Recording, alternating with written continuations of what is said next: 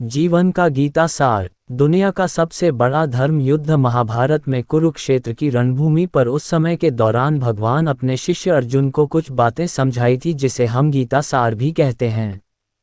लगभग 5000 साल से भी ज़्यादा का वक्त महाभारत के युद्ध को बीत चुका है, लेकिन आज भी लोग भगवद गीता के सार को उतना ही महत्व देते हैं। तो चलिए आगे बढ़। व्यर्थ की चिंता क्यों करते हो और व्यर्थ में ही डरते हो? तुम्हें कौन मार सकता है? आत्मा ना पैदा होती है ना ही मरती है। जो हुआ वह अच्छा हुआ, जो हो रहा है वह भी अच्छा ही है, जो होगा वह भी अच्छा ही होगा। जो बीत गया उसका तुम पछतावा ना करो और भविष्य की चिंता भी ना करो, अभी तो वर्तमान चल रहा है। इस युद्ध में तुम्हारा क्या गया जो तुम रो रहे हो? तुम क्या लेकर आए थे जो खो दिया तुमने? क्या तुमने पैदा किया था जो खो दिया तुमने? तुम ना कुछ लेकर आए थे, ना कुछ लेकर जाओगे। जो कुछ लिया था वह यहीं से लिया था, जो दिया यहीं पर दिया। जो कुछ भी तुम्हें मिला वह भगवान से मिला, जो तुमने दिया वह भी भगवान को ही दिया। तुम खाली हाथी यहाँ पर आए थे, खाली हाथी जाओगे। जो आज तुम्हारे पास है वह कल किसी और के पास होगा, परसों किसी और के पास ही होगा। तुम इसे सत्य समझकर खुश रहो, बस यही बात तुम्हें अंदर से खुश कर सकती है। परिवर्तन ही तो संसार का नियम है। जिसे तुम मृत्यु समझते हो वही तो एक नया जीवन है। इस संसार में तुम एक ही क्षण में करोड़ों के स्वामी बन जाते हो, तो वही दूसरे सर दरिद्रे भी बन जाते हो। मेरा तेरा, छोटा बड़ा, अपना पराया, इन सब चीज़ों को अपने मन से निकाल दो तो फिर सब कुछ तुम्हारा है। तुम इन सब के हो। ये शरीर भी तुम्हारा नहीं है, नहीं तुम इस शरीर के हो। यह अग्नि, जल, वायु, पृथ्वी, आकाश, इन सब चीज़ों से मिलकर शरीर बना है। आखिरकार इन सब में ही मिल जाएगा, लेकिन यह आत्मा स्थिर है। और तुम क्या हो? तुम्हें अपने आप को भगवान के सहारे छोड़ देना चाहिए। तुम्हारे लिए यही सबसे उत्तम उपाय है। जो उनके सहारे को जाता है वह भय, चिंता, शोक से दूर और मुक्त हो जाता है। महाभारत के गीता उपदेश। हिंदी साहित्य और पुराणों में दो प्रमुख महाकाव्य बहुत प्रचलित है, जिनमें से पहला है रामायण और दूसरा है भगवद गीता। ये हिंदी मान्यताओं के अनुसार पवित्र ग्रंथों में से एक है। आज हम हमारे इस लेख में बात करने जा रहे हैं श्री भगवद गीता के उपदेशों के बारे में। महाभारत के मुताबिक भगवान श्री कृष्ण महाभारत के युद्ध के दरमियान अपने शिष्य अर्जुन को कुछ उपदेश दिए थे, जिसके वजह से अर्जुन के लिए युद्ध जीतना आसान हो गया था।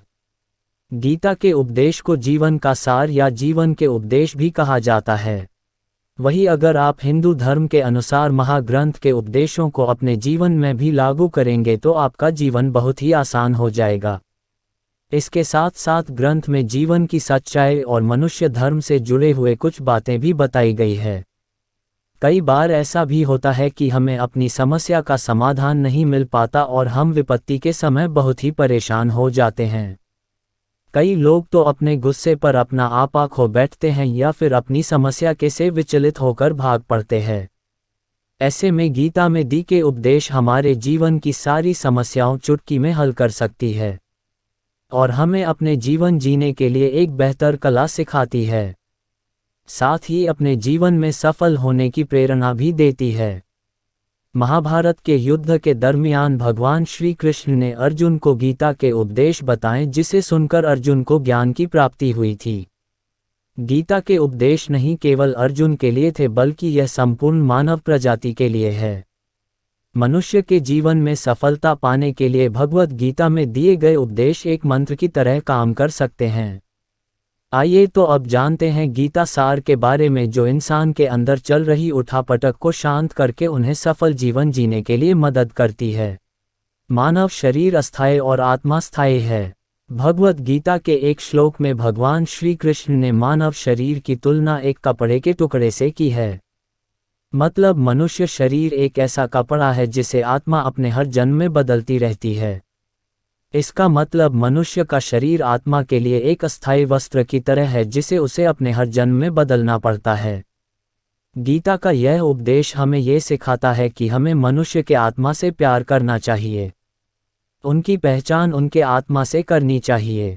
हमें मनुष्य के शरीर से आकर्षित नहीं होना चाहिए। मनुष्य के भीतरी मन को समझना ही उचित होता है।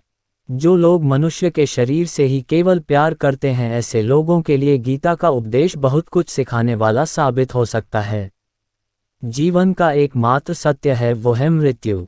गीता के इस उपदेश में भगवान श्री कृष्ण ने ये बताया है कि इंसान को जन्म मरण के चक्र के बारे में जान लेना चाहिए, क्योंकि मनुष्य के जीवन का एकमात्र सच जो है वह मृत्यु है। क्योंकि जिस भी इंसान ने इस दुनिया में जन्म लिया है उसे एक न एक दिन इस संसार को छोड़कर जाना ही पड़ता है, और यही इस दुनिया का अटल सत्य है।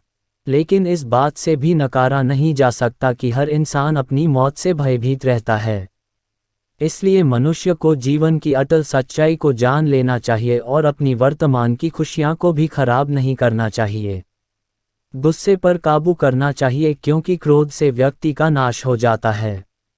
भगवान श्री कृष्ण ने इस उपदेश में ये बताया है कि क्रोध से मनुष्य को भ्रम पैदा होता है और भ्रम में वह अपनी बुद्धि का विनाश कर बैठता है।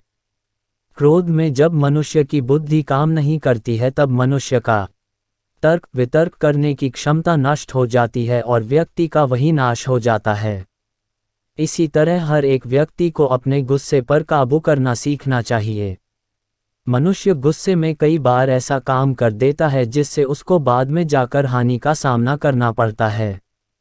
वही अगर मनुष्य अपने क्रोध पर काबू नहीं कर पाए तब वह कोई गलत कदम उठा बैठता है। जब भी मनुष्य के मन में क्रोध की भावना उत्पन्न होती है तब मनुष्य का मस्तिष्क काम करना बंद कर देता है और वह सही गलत का वह उचित फैसला नहीं ले पाता। इसलिए हमेशा मनुष्य को अपने क्रोध को काबू में रखना चाहिए और अपने मन को शांत रखना चाहिए, क्योंकि गुस्से में लिया गया फैसला आपको गहरी क्षति पहुंचा सकता है। व्यक्ति अपने कर्मों को नहीं छोड़ सकता है। भगवान श्री कृष्ण ने गीता के सार में ये बताया है कि कोई भी व्यक्ति अपने कर्मों को नहीं छोड़ सकता, जिसका मतलब व्यक्ति साधारण समझ के साथ अपने कर्मों में लगे रहते हैं। उन्हें अपने कर्म से हटना या छोड़ना नहीं चाहिए।